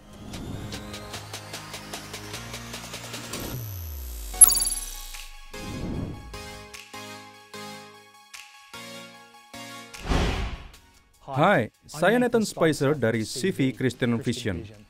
Terima kasih untuk waktu Anda. Suatu kehormatan untuk berbagi pemikiran dengan Anda mengenai topik harapan lewat media digital. Pertama, Anda dapat melihat lebih banyak tentang CV melalui website cvglobal.co. Atau follow kami di Instagram dan Twitter untuk pelajari hal yang kami kerjakan, dampak, dan kontribusi kami pada amanat agung yang jadi bagian kita. Anda tahu, bertahun-tahun dalam pelayanan kami ini, kami melihat berbagai kesempatan luar biasa di online untuk menjangkau dengan pesan mengenai Yesus. Luar biasa betapa efektif media digital dapat digunakan untuk terkoneksi dengan mereka yang tak pernah datang ke pintu gereja kita, tapi mereka sangat perlu harapan. Di CV, kami tak pernah ingin simpan teknologi online untuk kami saja. Dan sepanjang sejarah kami, memang ada begitu banyak tipe media, tapi kami mengasihi banyak orang dan memiliki visi. Dan visi kami adalah membawa pesan Yesus ke sebanyak mungkin orang dengan cara apapun yang paling efektif. Sejarah penuh dengan peristiwa yang tampak seperti sangat cepat. Tetapi ketika Anda lihat dari dekat, setiap momen dibangun dari waktu ke waktu dan terjadi persimpangan waktu yang selaras dengan berbagai faktor. Meski sering tiba-tiba dipicu kejadian tak terduga yang kadang mengejutkan kita, apa yang terjadi pada masa ini adalah sarana. Dalam kasus ini, teknologi menemui kebutuhan. Ini mengubah dan mempercepat perubahan. Kalau Anda pikirkan, sebenarnya tak ada yang baru ditemukan dalam masa corona ini. Teknologi yang sama dan kesempatan online yang ada untuk penginjilan dan pemuridan. Tapi untuk saat ini ada kebutuhan global, dan sarana ini menjadi masuk akal. Melalui COVID-19, rasanya seperti dalam semalam gereja tak dapat secara fisik berkumpul, dan orang tak dapat sosialisasi, dan apa yang tersembunyi di saat normal, sekarang nampak oleh semua orang dan terlihat segalanya. Semua hal yang biasa seperti sirna dan hanya sedikit tersisa, kita jalani hidup hanya lakukan yang penting. Pada momen ini, kita melihat adopsi teknologi online secara massal dan luas, platform sosial dan media digital untuk mengirim pesan kabar baik tentang Yesus, dan untuk mendorong orang dimanapun mereka. Sungguh menakjubkan bagi kita bahwa pada saat ini, seperti saklar lampu yang dinyalakan, Banyak pelayanan, seperti CV yang selama ini mendukung dan merangkul massa, menjadi dicari karena tuntutan kondisi. Apa yang dapat dilakukan? Ini mengingatkan kita bahwa gereja selalu berhubungan dengan orang, selalu dan akan selalu mengenai menjangkau orang. Kita dapat berkumpul dengan berbagai cara untuk bertumbuh dalam iman, tapi kita ada untuk jangkau dunia yang membutuhkan kabar baik. Di CV, kami tetap terus menjangkau orang lewat online yang mencari harapan, menolong orang Kristen untuk bicara tentang Yesus, menyiapkan sumber daya, dan menyiapkan gereja untuk lebih efektif menjangkau orang hari ini. Saya ingin beritahu Anda bagaimana kami dapat bantu lengkapi dan berikan sumber daya sehingga kita dapat saling melayani dalam amanat agung. Coba renungkan ini.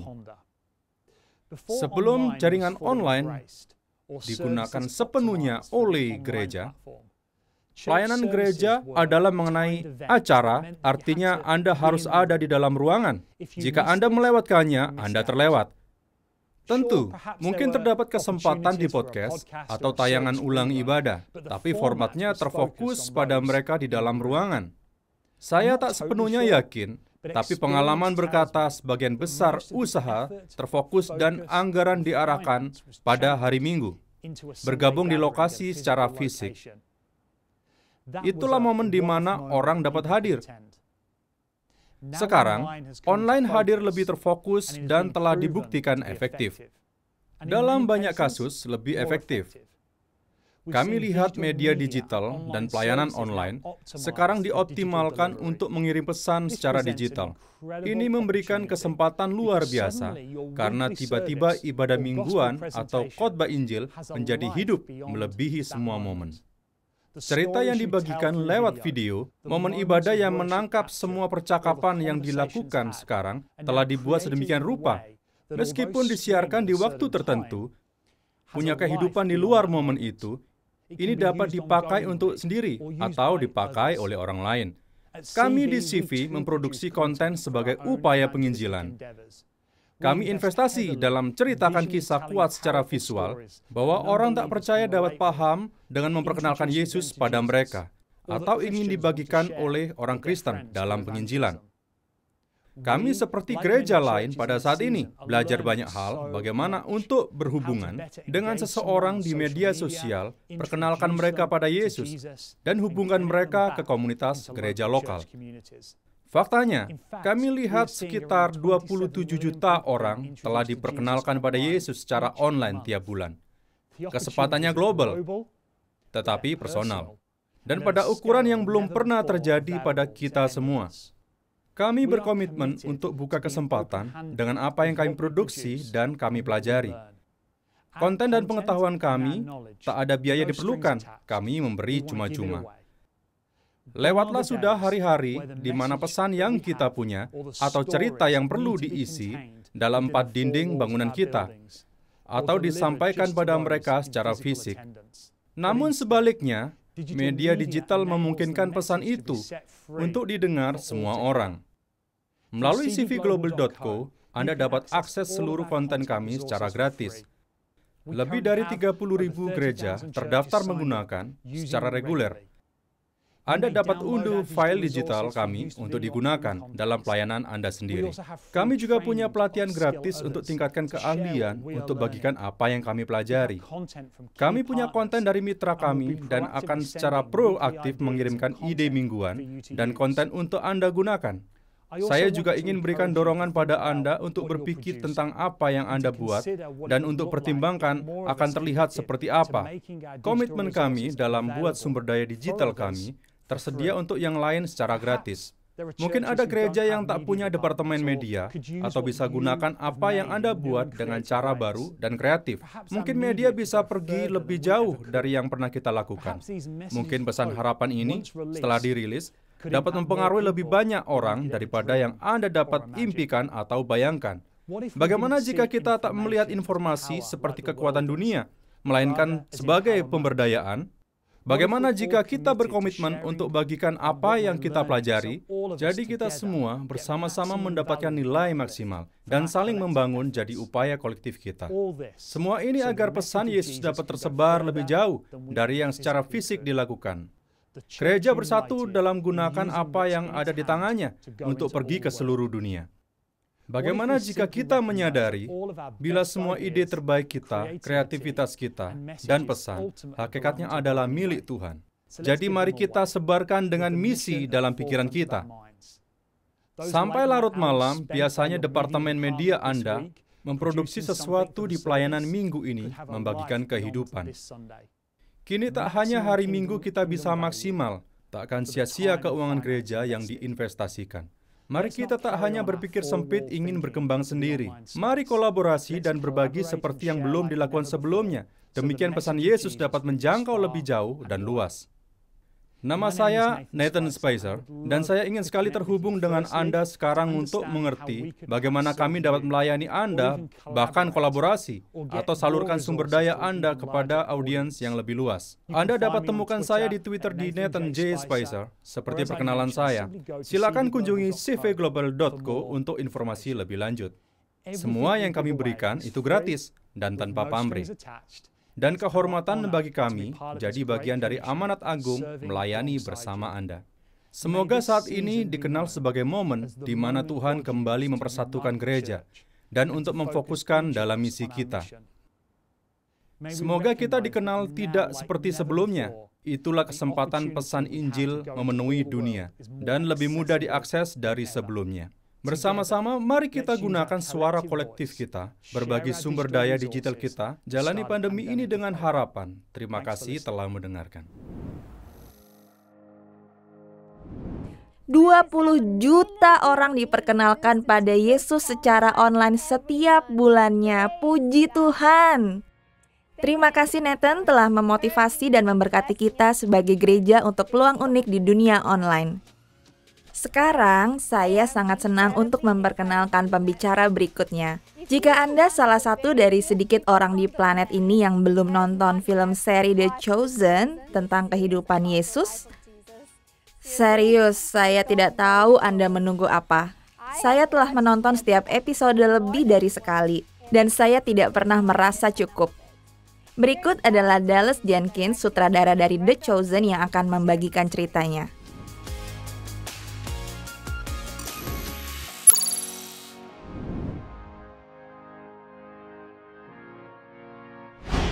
Inilah ceritaku tentang harapan dan kisah perubahan hidupku. Dan salah satu proyek terbesar di dunia saat ini. Sebenarnya muncul dari salah satu momen yang menghancurkan dan kegagalan hidup saya. Ini mungkin terdengar sedikit aneh, tapi biarkan saya bawa Anda kembali ke beberapa tahun yang lalu. Jadi, Januari 2017 seharusnya menjadi salah satu momen terbesar dan bulan terbesar dalam hidupku. Saya telah jadi pembuat film di Hollywood selama 10 tahun, dari sekitar tahun 2000 hingga tahun 2010. Dan saya punya beberapa proyek sukses. Dan saya pindah ke Chicago dari Los Angeles untuk produksi film dan proyek di sana. Dan saya punya kesempatan bekerja bagi gereja besar di wilayah Chicago untuk buat film dan film pendek dan video untuk gereja. Tapi film-film ini dimaksudkan untuk jadi agenda kami. Dimaksudkan untuk film besar yang mahal. Dan kita punya sumber daya untuk lakukannya. Dan salah satu hal yang keren terjadi. Saya buat film pendek untuk gereja saya saat Natal. Dan singkatnya sampai di tangan salah satu produsen terbesar di Hollywood. Dan orang itu terhubung dengan perusahaan produksi film besar. Dan mereka tertarik buat film berbasis iman yang saya suka, yang akan kami filmkan di gereja saya. Dan kami tak perlu keluar biaya apapun, dan mereka berikan semua uangnya. Dan mereka akan tangani seluruh produksi. Dan kami hanya perlu untuk bantu buat film ketika kami ada di Chicago. Dan saya jadi sutradara, dan meskipun saya pernah alami kesuksesan di Hollywood, itu semua dilakukan secara mandiri. Dan semuanya dilakukan dengan investorku sendiri. Dan keberhasilannya lumayan. Dan saya selalu ingin untuk membuatnya di Hollywood. Saya ingin disetujui oleh Hollywood. Dan akhirnya terjadi. Saya akhirnya dapatkan beberapa produser terbesar di Hollywood, beberapa studio terbesar di Hollywood. Semua digabungkan untuk bantu buat film saya. Dan itu adalah film berjudul The Resurrection of Gavin Stone. Setelah selesai memfilmkan, kami melakukan pengujian ke beberapa orang. Ratingnya lebih tinggi hampir dari seluruh filmnya yang perusahaan itu pernah buat. Dan prospek film ini sangat tinggi. Kami punya kesempatan untuk merilis film ini di bioskop seluruh negeri. Dan niatnya, serta rencananya, dan tujuannya, serta harapannya bahwa film ini akan berhasil dan luncurkan lebih banyak film. Dan faktanya, saya buat semacam kesepakatan lisan dengan beberapa perusahaan ini bahwa kami akan produksi 5 film selama 10 tahun ke depan. Jadi saya adalah sutradara dengan masa depan cerah. 20 Januari tahun 2017, saya tak akan pernah lupa hari itu. Karena itu sebenarnya hari inaugurasi. Dan tentu saya ingat itu adalah harinya. Hari Jumat di mana film saya akan diluncurkan di bioskop. Dan menjelang itu, prospeknya tampak cukup bagus. Bahkan proyeksi terendah kita masih layak. Karena kami tak butuh untuk sukses besar. Kami hanya perlu menjadikannya sukses biasa. Supaya kita bisa lanjut produksi film. Dan aku ingat saat kita dapatkan angka di awal hari Jumat. Dan Anda bisa langsung tahu dari angka itu. Rating akhir pekan akan seperti apa? Rating dalam beberapa minggu ke depan seperti apa? Maksudku Anda bisa tahu hanya beberapa jam jika filmnya sukses atau biasa, atau tak berhasil sama sekali. Dan ratingnya masuk dan itu kegagalan total. Kami langsung tahu bahwa film itu akan jadi kegagalan total, hancur. Dan dalam beberapa jam, beberapa perusahaan menghubungiku. Hanya dalam hitungan jam. Bahwa mereka pada dasarnya mundur dari produksi film berikutnya. Dan lanjut melakukan yang biasanya. Dan hanya dalam beberapa jam, saya beralih dari sutradara dengan masa depan cerah, jadi sutradara tanpa masa depan. Atau dengan masa depan yang tak pasti. Saya sendirian di rumah dengan istriku hari itu. Dan kami menangis dan berdoa dan bingung. Karena kelihatannya begitu jelas bahwa Tuhan terlibat dalam proses ini. Sangat jelas karena begitu banyak hal terjadi yang membuat ini berhasil. Begitu sempurna sampai saat ini. Dan itu membuat kami ragu, membuat kami bertanya-tanya. Apakah Tuhan ada atau tidak dalam proses ini? Mungkin kami tidak menyadari selama ini. Mungkin saya telah lakukan sesuatu yang salah. Mungkin saya tidak mengerti apa yang Tuhan inginkan untukku. Jadi kami benar-benar bingung. Saat itu kami sedang berdoa di tempat yang berbeda. Di satu titik saya di ruangan lain dan istriku Amanda di kamarnya sendiri. Kemudian dia datangi saya dan bilang, Tuhan baru saja katakan sangat jelas di hatiku. Hampir sejelas suara yang audible. Ada 2 hal. Salah satunya adalah cerita memberi makan 5.000 orang. Dan kemudian ada kalimat, aku lakukan matematika yang mustahil. Dia bilang, saya tak tahu persis apa artinya dan siapa tahu, mungkin bukan Tuhan bicara padaku, mungkin hanya pikiranku. Tapi saya merasa sangat kuat tentang beri makan 5.000 orang dalam frasa ini. Jadi kami kembali ke cerita Injil dan kami baca ceritanya tentang Yesus beri makan 5.000 orang. Dan kami perhatikan beberapa hal yang sebelumnya tidak kami sadari meskipun kami sudah dengar cerita itu ratusan kali. Dan salah satu hal yang kami perhatikan, cerita tentang kelaparan yang dialami orang-orang ketika para murid datang pada Yesus dan memberitahukan betapa lapar mereka. Itu bukan kejutan baginya. Faktanya tergantung pada teologi Anda. Anda bahkan dapat katakan sebenarnya ini salah Yesus. Dia penyebab mereka jadi sangat lapar. Dia telah bicara beberapa hari dan sampai pada hal yang sering ia bicarakan dan untuk waktu yang lama mereka tak punya waktu untuk istirahat dan pergi cari makan. Faktanya para murid berkata, kita perlu kirim mereka pulang untuk dapatkan makanan. Yesus terlihat tak kaget sama sekali. Katanya, jika kita kirim mereka pulang, mereka akan pingsan di perjalanan. Sebegitu laparnya, dia sebenarnya penyebab dari kelaparan yang menginisiasi keajaiban. Ia bawa mereka ke tempat di mana yang ada hanyalah kebutuhan rasa lapar mereka dipuaskan. Butuh mujizat karena tak ada makanan. Tapi hal lainnya yang kami perhatikan juga saat sudah waktunya buat mujizat. Yesus masih meminta para muridnya untuk lakukan segala hal yang harusnya tidak perlu. Yesus suruh mereka cari makanan. Anak yang sediakan roti dan ikan, tentu saja seseorang harus buat itu. Seseorang harus panggang roti dan tangkap ikan. Dan saat roti itu dan ikan disediakan, Yesus tentu bisa saja lambaikan tangan. bahkan tak butuhkan roti dan ikan itu. Dia bisa buat roti dan ikan secara ajaib di pangkuan mereka semua. Tapi ia tetap libatkan para muridnya, dan ia tetap libatkan roti dan ikan orang lain. Dan ketika tiba saatnya untuk diperbanyak, ia kemudian gandakan, lalu ia meminta para murid bagikan roti dan ikan. Kembali, ia menyuruh mereka melakukannya, bahwa mereka tak membutuhkannya sampai yang tersisa adalah mujizat. Hal utama yang ia lakukan dan hanya dia yang dapat lakukan, kita perhatikan. Bersama dengan pernyataan, aku lakukan matematika mustahil. Kita pikir mungkin Tuhan sedang beritahu bahwa rating box office akan secara ajaib berubah di akhir pekan ini. Kita akan mampu bersaksi dengan dahsyat bahwa Tuhan lakukan matematika yang mustahil, yang mengubah rating yang tampak sangat kecil, tapi secara ajaib, tiba-tiba sesuatu terjadi menggandakan rating ini. Tapi itu tak terjadi. Faktanya, ratingnya tak jadi lebih baik, bahkan lebih buruk seiring waktu. Dan malam itu, jam 4 pagi, saya lakukan yang biasanya kulakukan. Analisisku postmortem seperti yang disebutkan, jika Anda pernah berbisnis atau jika Anda pernah kerjakan proyek penting dan ada yang tak beres, Anda punya rasa tanggung jawab. Anda ingin tahu dan Anda ingin pahami kesalahan yang telah dilakukan dan kesalahan yang lain jika Anda bisa pastikan supaya tak pernah terjadi lagi. Dan itulah yang saya lakukan. Saya sedang catat 15 halaman tentang semua hal yang salah saya lakukan dan analisa apa yang salah. Dan jam 4 pagi muncul pesan di komputer saya dan itu dari Facebook saya.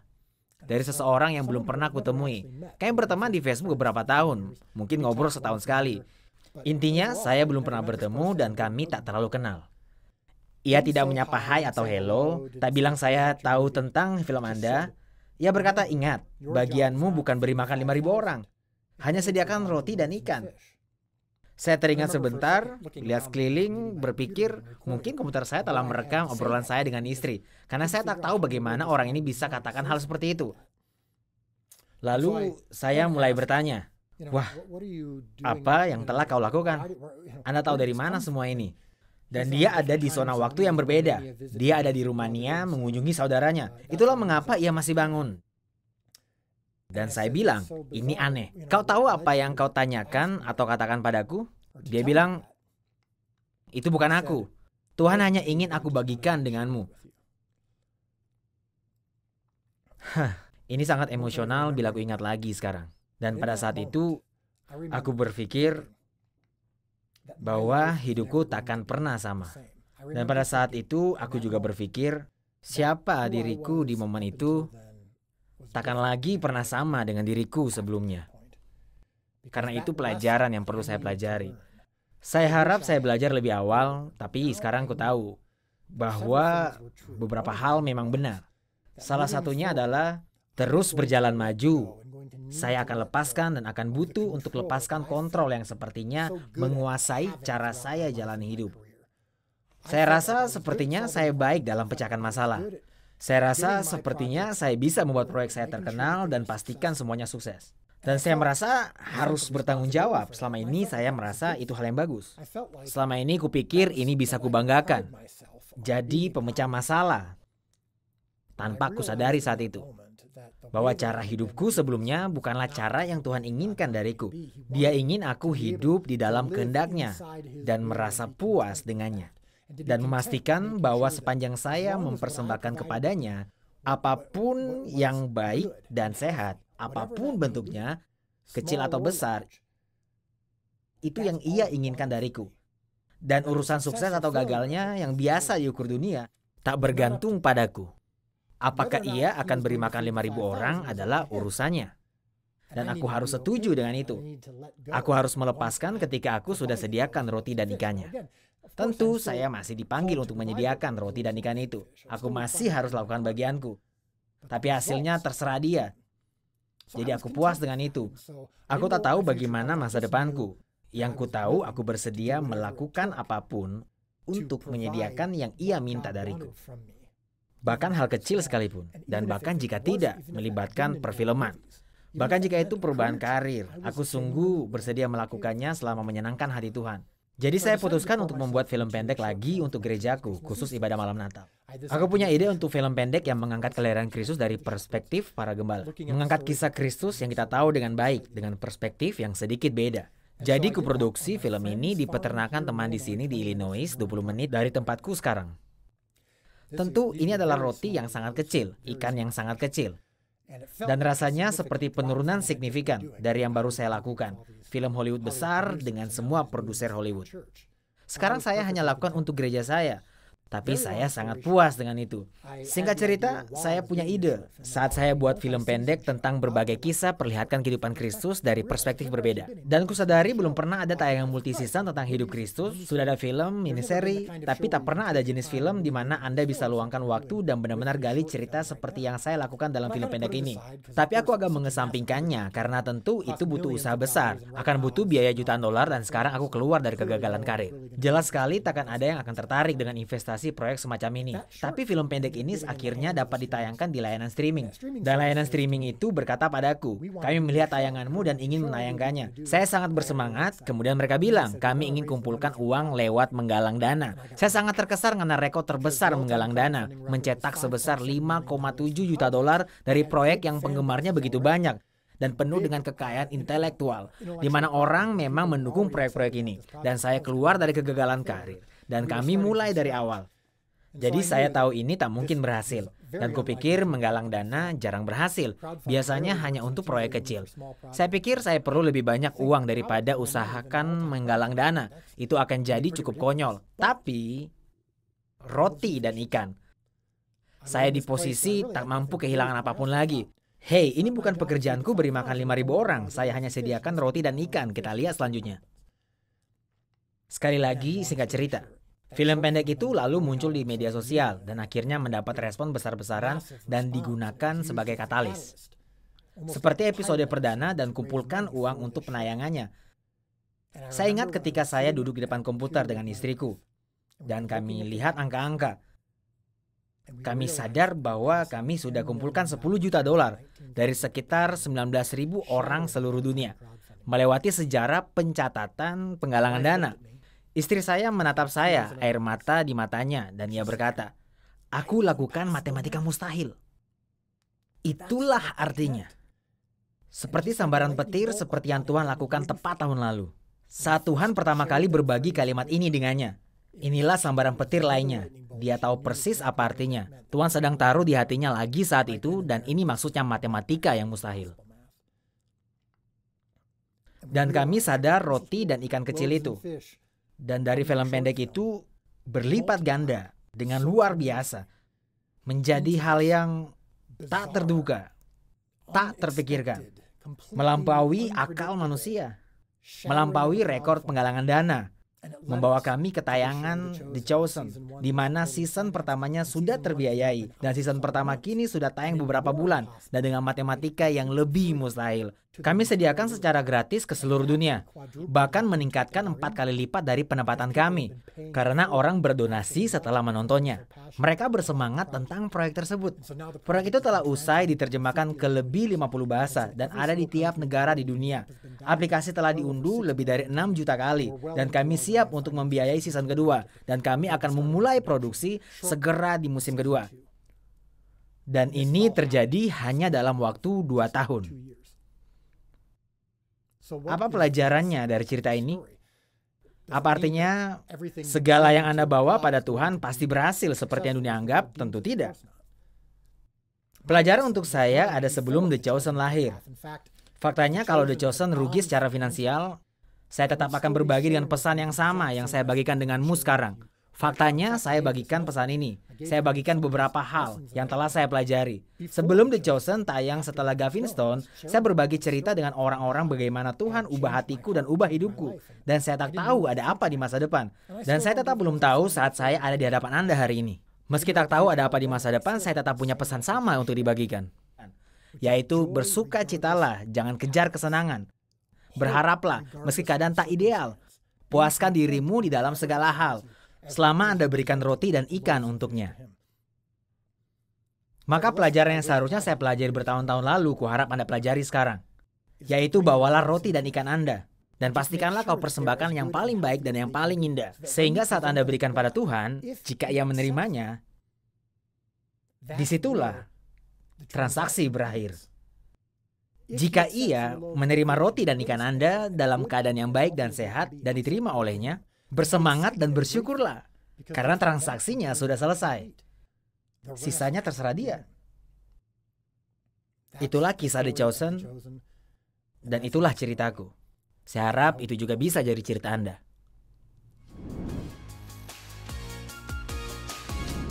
Wow, bukankah itu dahsyat? Bawa roti dan ikanmu untuk pastikan semuanya baik dan sesehat mungkin, dan sisanya bagiannya. Saat saya dengarkan Dallas Jenkins, saya baru saja merefleksikan ke dalam hatiku, apa itu roti dan ikan yang Tuhan ingin kita bawakan kepadanya. Semoga yang kita bawa cukup dan bagiannya untuk menyelesaikan dengan caranya. Dan sekarang kita akan menyembah bersama dengan Yesaya 61 dari Korea Selatan.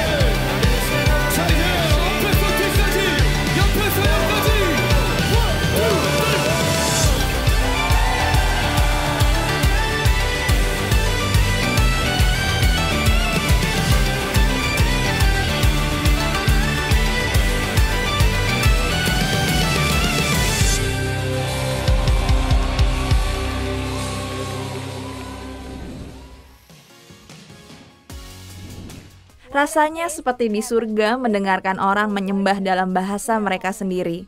Bisa Anda bayangkan betapa mulianya kita nanti saat kita semua bersama di hadapan tahtanya? Sahabat, itulah episode pertama dari Filled by Hope. Saya harap Anda semangat dan terinspirasi seperti saya.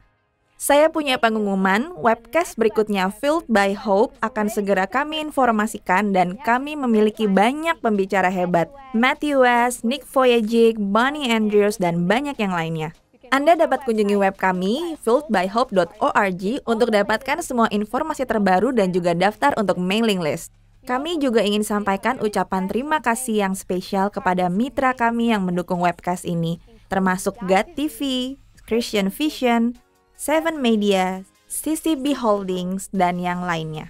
Anda bisa kunjungi website kami untuk dapat informasi tentang organisasi ini. Itu saja untuk hari ini. Tuhan berkati Anda, Tuhan menyertai Anda, Tuhan mengasihi Anda, dan melindungi Anda. Dari Filled by Hope di Roma, Italia, saya Sarah Burl. Biarlah kita dipenuhi harapan. Sampai jumpa di episode berikutnya.